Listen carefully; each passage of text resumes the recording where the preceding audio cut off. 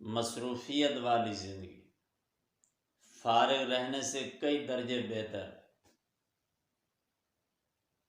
اللہ نے جو برکت محنت اور مصروفیت میں رکھی ہے، فارغ رہنے میں نہیں رکھی۔ عزت بھی اسی میں ہے۔ آج انشاءاللہ اسی حوالے سے بات کریں گے۔ پہلی اور بنیادی بات یہ ہے، زندگی گزارنے والے ہر شخص پہ زندگی کا یہ حق ہے، وہ زندگی کی قدر کرے، زندگی کے ایک ایک دن کو سوچ سمجھ کر گزارے۔ زندگی یہ انسان سے مطالبہ کر رہی ہے، اپنا حق مانگ رہی ہے، پھر جو زندگی کا حق ادا کرتے ہیں،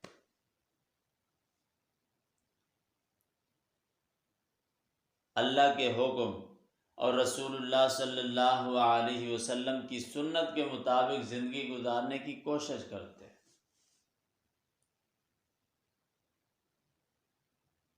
انہیں یہ زندگی دیتی بھی بہت کچھ ہے، سکھاتی بھی بہت کچھ ہے، سمجھاتی بھی بہت کچھ ہے۔ بظاہر زندگی روح کے آنے جانے کا نام ہے، چند سانسوں کا نام ہے، لیکن در حقیقت ان سانسوں میں قدرت کے کئی خزانے چھپے ہوئے ہیں۔ ایک ایک سانس قیمتی ہے۔ آج ہم نا امید اس لیے ہیں، ہم نے قدر نہیں کی۔ ہم اس زندگی سے جو کچھ حاصل کر سکتے تھے وہ نہیں کر سکے، اسی وجہ سے نا امید ہے، لیکن موقع ابھی بھی ہے۔ آج بھی ہم اپنے بارے میں سوچنا شروع کر دیں، زندگی کو کسی نہ کسی کنارے لگا سکتے۔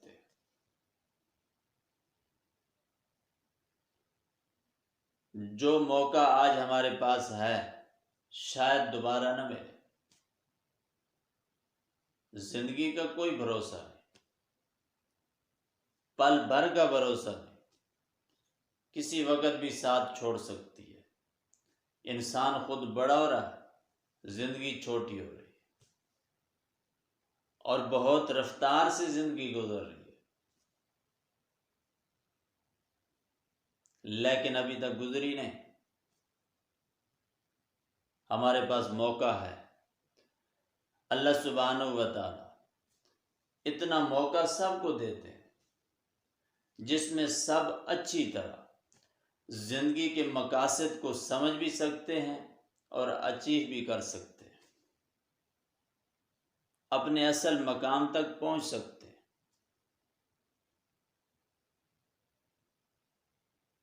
یہ عذر کوئی بھی پیش نہیں کر سکتا، میں نے زندگی اس لیے برباد کر دی، مجھے وقت نہیں ملا۔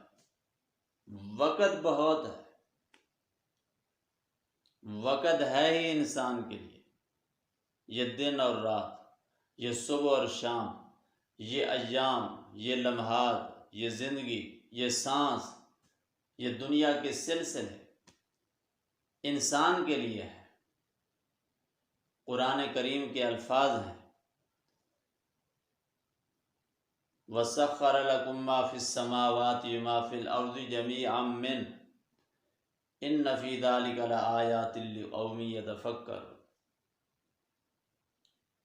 ان الفاظ کے مطابق کائنات کا سارا نظام رب العالمین نے انسان کے لیے بنایا ہے۔ زمینوں کا نظام، آسمانوں کا نظام، ستاروں کا نظام، ہواؤں کا نظام انسان کے لیے ہے۔ یہ دنیا کے موسم، یہ خزاں، یہ بہار، یہ دھوپ، یہ چھائیں، یہ سائے انسان کے لیے بنے۔ انسان کس کے لیے بنا ہے؟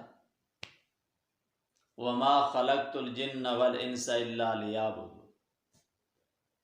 انسان کو اللہ سبحانہ و تعالیٰ نے اپنی عبادت کے لیے پیدا کیا ہے، اور کوئی مقصد نہیں انسان کا۔ اللہ سبحانہ و تعالیٰ ہر بشر کو اپنے مقصد پہ پورا اترنے کی توفیق نصیب فرمائے۔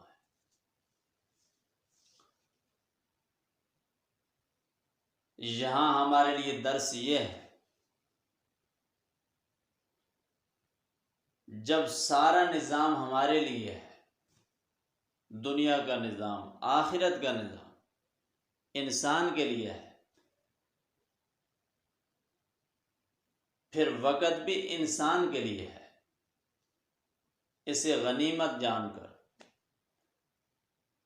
انسان اپنی دنیا بھی بنا سکتا ہے، آخرت بھی بنا سکتا ہے۔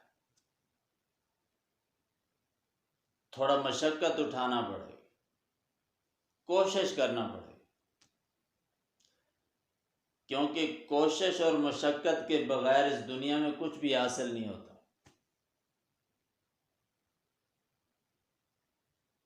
کوشش ہمارے ذمہ ہے، مدد اللہ فرمائے گا، مدد کا وعدہ ہے۔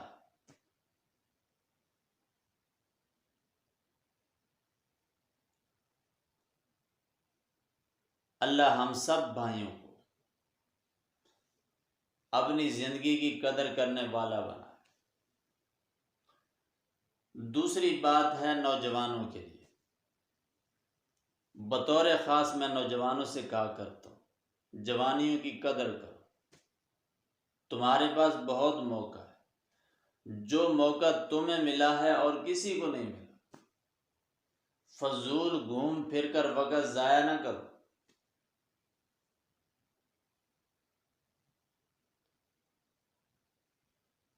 جو برکت مصروفیت میں ہے، تعلیم میں ہے، محنت میں ہے، وہ گھومنے پھرنے میں نہیں۔ اپنی جوانیوں کو، صلاحیتوں کو، قابلیتوں کو کسی ٹھکانے لگاؤ، ورنہ کل پچھتاوا ہوگا۔ صرف پچھتاوا نہیں ہوگا، نقصان ہوگا، ایسا نقصان ہوگا جس کی کبھی تلافی نہیں ہو سکے گی۔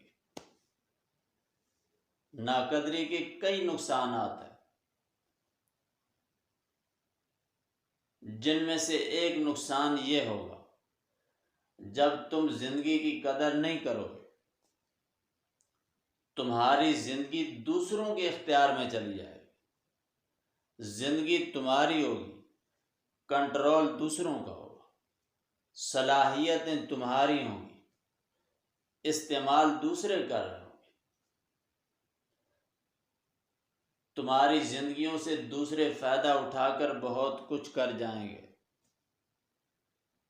تم ویسے کے ویسے رہو، ساری زندگی دوسروں کی مخالفت میں گزار دو گے، دوسروں کی ٹانگیں کھینچتے رہو گے، یا ساری عمر دوسروں کے ہاتھوں استعمال ہوتے رہو گے، جو جس طرح چاہے گا استعمال کر لے گا، تمہارا ذاتی کچھ بھی نہیں ہوگا، ہر بات میں دوسروں کے محتاج رہو گے۔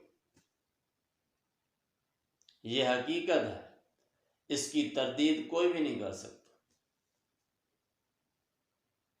پھر ہمارے میں اکثریت ایسی ہے جسے غلط مقاصد میں استعمال کیا جاتا ہے، ظلم و زیادتی میں، قتل و غارت میں۔ وہ اسے فخر سمجھتے ہیں، ایسے فخر کا کوئی فائدہ نہیں، نہ ایسی زندگی کا کوئی فائدہ ہے۔ دوسروں کے ہاتھوں کا کھلونا بننے سے بہتر یہ ہے، انسان اپنے دماغ سے سوچ سمجھ کر اللہ کی ذات کو حاضر ناظر سمجھ کر زندگی گزارے، نہ کسی کو غلط مشورہ دے، نہ کسی کے غلط مشورے پہ عمل کرے، نہ کسی کو غلط رستہ لگائے، نہ کسی کے کہنے پہ غلط رستہ اختیار کرے۔ دماغ سے کام لے۔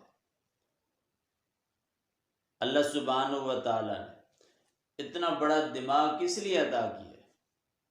تاکہ ہم اس سے اپنا نفع اور نقصان پہچانیں، صحیح اور غلط کو سمجھیں۔ جائز اور ناجائز کو سمجھیں۔ ہماری کمزوری یہ ہے، ہم اپنے دماغ سے سمجھنے کی کوشش نہیں کرتے، دوسروں کے دماغ سے سمجھنے کی کوشش کرتے۔ اسی وجہ سے صحیح غلط سمجھ آتا ہے، غلط صحیح سمجھ آتا ہے، دوست دشمن سمجھ آتا ہے، دشمن دوست سمجھ آتا ہے۔ جو خیر خواہی کر رہا ہے اسے ہم اپنا دشمن سمجھتے ہیں، جو دشمنی کر رہا ہے اسے خیر خواہ سمجھتے ہیں۔ اس کی بنیادی وجہ کیا ہے؟ ہم ہر بات دوسروں کے دماغ سے سمجھنے کی کوشش کرتے ہیں۔ یہ انسان کی سب سے بڑی کمزوری ہے۔ عقل و شعور کے باوجود اپنے دماغ سے کوئی فیصلہ نہ کر سکے۔